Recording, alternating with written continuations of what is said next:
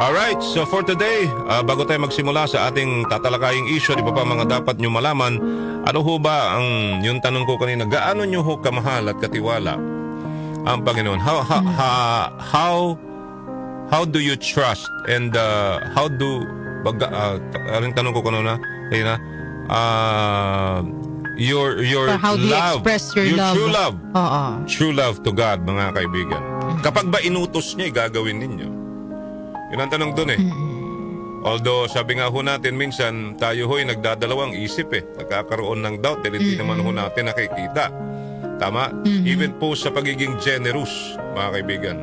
Pero ang sabi po ng Proverbs, Darlene, magtiwala ka sa Panginoon ng buong puso mo at huwag kang manalig sa iyong sariling kaunawaan. Sa lahat ng iyong mga lakad ay pasakop ka sa Kanya at Kanyang itutuwid ang iyong mga landas. Mga kaibigan, napakaganda po ng ating binasang Bible verse ngayon. Parang itinutugma ko ho ito sa napakagandang gospel yesterday about ano po ito eh, tungkol po doon sa isang balo. Opo. At yung mayaman, mga kaibigan, yung mga maraming kaperahan. Diba? Rich people na pinagmamasdan po ni Jesus sa treasury, sa lugar kung nasaan siya, sa temple treasury, nung panahon po niya, na naobserbahan ho niya yung crowd, yung mga tao, how they put their money into the treasury. At napansin nga ho na niya, many rich people put in large sums. Large amount ang binibigay, mga kaibigan. Pero yung isang balo, na nakita niya na ikinatuwa niya, pumunta doon at nagbigay lamang ng 2 coins worth of few cents. Actually, parang walang kwenta nga yung binigay niya eh. Pero ang sinasabi ng Panginoong Diyos doon, yung ginawa niya, binigay niya yung lahat. At nagsakripisyo siya at nagtiwala sa Panginoon. Oo. Diba? Correct. Ang kaibahan, ano daw ho yung kaibahan doon, mga kaibigan? Ang sinasabi ho ng Panginoon Diyos sa atin, ni Jesus, na kaibahan ng rich people na nagbibigay ho ng kanilang tithes, ikapo, o donasyon sa simbahan. Ito po yung mga, kumbaga latak na lang eh. Yung bang sobra, yung wala nang talagang paggagamitan, yun yung binibigay nila. Kung hamunin ka ng Diyos at sabihin, bigay mo, tulad ng sinabi niya yung sa Bible, di ba? Nang tinanong siya tinanong siya nung isang nananalig kung paano ba makakapasok sa di ba? Sa kaharian ng Diyos. Yung ipamigay mo lahat. Lahat ng yaman mo. Ng yaman mo. Di ba? Kaya ba niyo ba 'yon? Siyempre hindi. Di ba? Iisipin mo muna yung bayad sa ganito, bayad sa ganyan. Even sa mga may challenge nga na halimbawa, ito na lang ang pera mo. Tatayo ka ng negosyo. Yung kinita mo, unang kita mo, siyempre partner. Kailangan yun, bayad sa tao and everything. Pagkakatiwala mo ba sa Diyos? Yung challenge eh. Pagkakatiwala mo ba na ibibigay mo lahat ito? Kumbaga, parang what do you call this? Anong tawag dito? Parang iaalay mo sa Panginoong Diyos, mga kaibigan. Alam mong walang matitira sa'yo. Ganon yung sinasabi dito, partner eh. Na binigay mo yung lahat na wala talaga. Sakripisyo mo yung parang sa kalooban mo, ayaw mo siyang ibigay, pero dahil nagtitiwala ka sa Panginoong Diyos, ibinigay mo. Na wala kang hinihinging kapalit. Na wala kang hinihintay na ibibigay sa iyo in return ng Panginoon. Ganon katiwala, partner. That's what you call faith, love. Faith, hope, and love to the Lord, our God. Kaya natin yon? Yung tanong doon, partner eh. Diba? Anong kinululugdan ng Diyos dito? Diba? Yun hong mga mayayaman na nagbibigay di umano ng kanilang mga donasyon sa simbahan, anumang klase ng simbahan, pero pinapalakpakan, pinupuri ng mga taga-simbahan? Yung ba yun? Ang kinalulugdan ng Diyos? Hindi po. Hindi po. Sabi nga partner doon din sa homily nung pari na inatenda namin kahapon, yung pagbibigay daw nasusukat sa dami ng matitira. Correct. Hindi doon sa dami ng naibigay mo. Kaya nga yun nga yung challenge sa atin eh. Halimbawa partner, may 2,000 ka ngayon. Alam mong yun yung pambili mo ng pagkain. Paano kung sabihin ng Diyos sa iyong, sige, bigay mo sa akin lahat. Oo, lahat. Tapos, huwag ka mag-alala, papalitan ko. Pagtitiwala ka ba? Diba? Mahirap, no? Lalo kung panggastos mo yun, diba? Alam mo, Oo. diba? Pero minsan ho, mga kaibigan, mas nagtitiwala pa ho tayo sa tao. Kita ho ninyo, marami ho yung nai-scam. Lalo na ho sa mga networking, di ba? Yung pera mo, na para sa pamilya mo, ganun tayo eh. Nakikita kasi natin na may nag-offer sa iyo, partner, na, Darlene, na dito, dodoble ang pera mo. Oo, parang Ilagak nagpapatotoo mo. sa'yo na tataas yung... Oo. Doon tayo naniniwala eh. Na hindi nyo alam na scam na pala tayo. Oo. May naniniwala ba na pagbigay mo ng 1,000 mo, eh magiging 2,000 yon within a month? Walang ganun. Diyos lang ang kayang gumawa nun. Dahil ang Diyos, kaya niya magbigay ng siksik, liglig, umaapaw na biyaya. Amen ba yon? Amen. Diba? Yung iba kasi nakakalungkot, magbibigay ka pero may kapalit eh. Para bagang, bigyan kita ng 30 million. Narinig ko si Father, kahapon I was listening na meron yung nagdo-donate ng ilang milyon, partner ha. Ang problema may kapalit eh. Yung iimbitahan siya, tawag dito, yung may pabor. Oo. Sabi nung pare, hindi kasi ako ma-attend sa ganyan eh. Yun ang ayaw na ayaw ko. Oo. Kasi, pag pinagbigyan kita na bibinyagan ko yung apo mo, dadating nga bibless ko yung bahay mo, yung negosyo mo, nagbigay ka nga, nag-donate ka nga. Pero merong kapalit. Hindi ako ganun, sabi niya.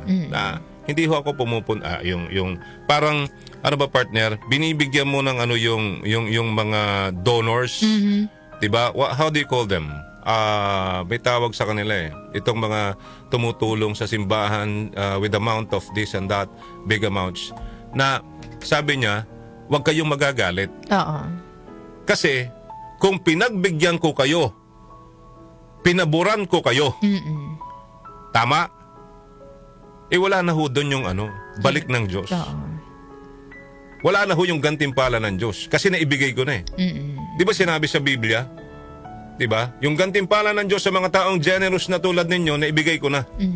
Tama? Amen ba yun? Yun yung mahirap. Dito po sa pinag-uusapan, yung balo na nasa Biblia na tinutukoy po ni Jesus, mga kaibigan, nung siya nagmiministro pa, ay po ito eh. Kumbaga, wala siyang hiniling sa Diyos eh. Oo. At hindi siya napapansin. Yun ang gusto ng Diyos eh. Hindi napapansin. Kasi kung magbibigay ka, yung pagbibigay mo, kung anuman klase yan, halimbawa, pera na lang, huwag ka maghintay ng papuri sa tao. Oo. Diba? Palakpakan ka na ilagay ang pangalan mo na nag-donate si Darlene Olanyo ng 30 million, 20 million. Wala ho yun, mga kaibigan. Yung ba ang kalulugdan ng Diyos? Ikinaliligaya ho ng Diyos? Hindi po. Dahil alam ng Panginoon eh. Why you did that? Alam ng Diyos, ba't mo dinonate yan? Nakikita ng Diyos, ba't mo dinonate yan? Partner, tama? May kapalit eh. May kapalit. Pero kung ito'y walang kapalit, nagaling sa puso mo na, huwag mo na ipaalam. Hindi dapat malaman ng tao. Diyos lang dapat ang nakakaalam. Diba? Pero dito po sa pinag-uusapan po natin ito, sabi ko, nabanggit ko na kanina, there are 3 things, partner eh. Dito sa ginawang offering ng balo na dapat po nating tularan, mga kaibigan. At sabi nga ho dito, nandoon yung kanyang pananampalataya, ang tiwala sa Panginoon. The woman operated in faith. She would not have given her gift if she had no seen him who is invisible. But because she believed in God, she went to his temple and laid down her life. Buong puso niya, sinakripisyo niya, binigay ho niya. Anong sabi ni Paul? For we walk by faith, not by sight. Certainly, sabi ho, the woman lived by faith that day. Had sight gotten the best of her, and she never would have given even 1 copper coin. Di ba? Sabi ho, trust in God. Confidence that He is that enables us to live a different life. Yun, binanggit ko na. Trust the Lord. Trust the Lord our God with all our hearts and do not lean on our own understanding. In all our ways, acknowledge Him and He will make straight our path. Tulad po niyan, mga kaibigan. Di ba? Hope, mga kaibigan. Anong Tagalog ng hope? Pag-asa. O, pag-asa. This woman, this widow Balo woman, lived by hope. In the Bible, hope is the confident expectation of future good. In Christ Jesus, it is the confident expectation of the future good of His coming kingdom. We have an expectation and live in the light of that expectation, mga kaibigan, that Jesus will one day be ruler over all. Next, love of God. Yung ginawa ng Balo, mga kaibigan, ay pagmamahal sa Diyos. Live by love. She loved God. Tulad ng sinabi ni Jesus, this woman fulfilled the greatest commandment when she loved God with all her heart, mind, soul, and strength. Ang tanong ngayon, sabi po dito, don't you crave this level of love for God? Mga kaibigan, as her 2 little coins clinked into the treasury that day, her heart exploded with love for God. She was there for Him. Yun na lamang ho yung natitira mga kaibigan Yun na lang yung pera niya, partner. Pero nagtiwala siya. Yun yung ano ngayon yung ating challenge 'di ba? Lalo na partner no, yung sa panahon nila, parang lalaki lang yung pinapayagang magtrabaho. Correct. So siya bilang babae, wala talaga siyang pinagkakakitaan, lalo na namatayan pa siya ng asawa. Wala talaga. Kaya ngayon na ngayon balo ka na, wala ka pang pinagkakakitaan. So ibinigay niya lahat sa Diyos. Kaya nga sa atin, wag daw tayo madamot. Hindi lang naman yung pera sa simbahan, sa yung pagiging generous natin sa kapwa. Yung bang, sabi nga ni Monsignor kahapon sabi niya, isa rin sa sinasabi ni Monsignor, tayo minsan sabi niya, hindi tayo madamot, kuno. Pero pagdating sa kalye, may nakita ka, di ba marami dyan yung namamalimos, may kasamang bata. Sabi niya, minsan hindi natin binibigyan. Sabi natin, wag niyong bigyan kasi mga yan, mga sindikato. Sindikato yan, sindikato. Pero naisip niyo ba? Sa inaisip po ba natin, lalo na ho tayo mga motorista, minsan may kumakatok sa pinto natin. Guilty rin ako dyan minsan.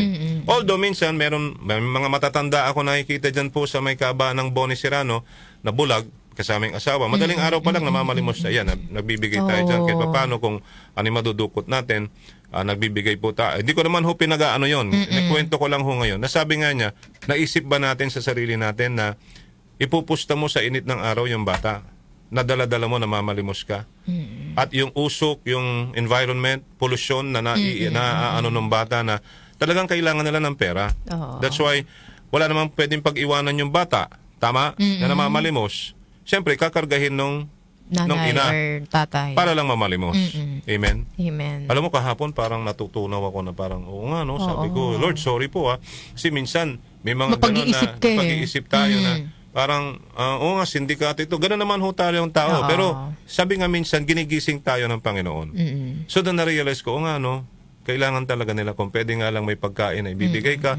Hindi lang naman pera Kung may pagkain kayong sobra, dala ninyo, bigay ninyo sa kanila.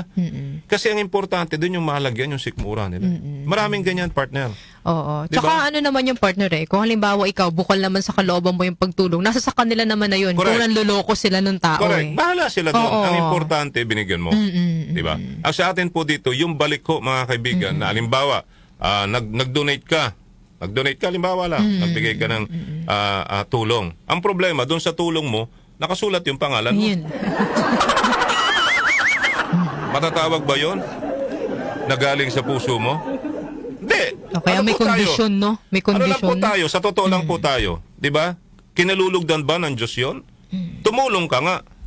Nagbigay ka ng isang sakong bigas. Sorry po, wala akong pinatatamaan dito. Pero I hope you realize, if you talk about spiritual, partner, na kinalulugdan ba ng Diyos yung ginawa mong tumulong ka, nagbigay ka ng isang sakong bigas, nagbigay ka ng grocery items, pero nandoon po yung pangalan mo? May kapalit, di ba? Wala na. Wala na yung blessing na hinihingi mo. Tama? Ganun po yun, mga kaibigan. So yun po yung example ho dito na sa atin pong pang-spiritual na pamumuhay, ginagawa ho po natin ang pagtulong, ang pagiging generous because God is generous sa simbahan, sa lipunan, sa komunidad. 'Di ba? We must have the word faith in us. We have hope and we have love. All right? At sabi nga po, hindi ho nakakalimot ang Panginoon Diyos. Ang pagiging generous, ang lagi kong ito, binabanggit ko na ito tuwing magtatapos tayo, ang pagtulong sa kapwa, mga kaibigan, ay kinalulugdan, ikinaliligaya po, ikinatutuwa po ng Panginoong Diyos. At bahala na ang Diyos, sabi nga natin lagi, at yan po'y binabalik ng Diyos nang hindi po natin alam.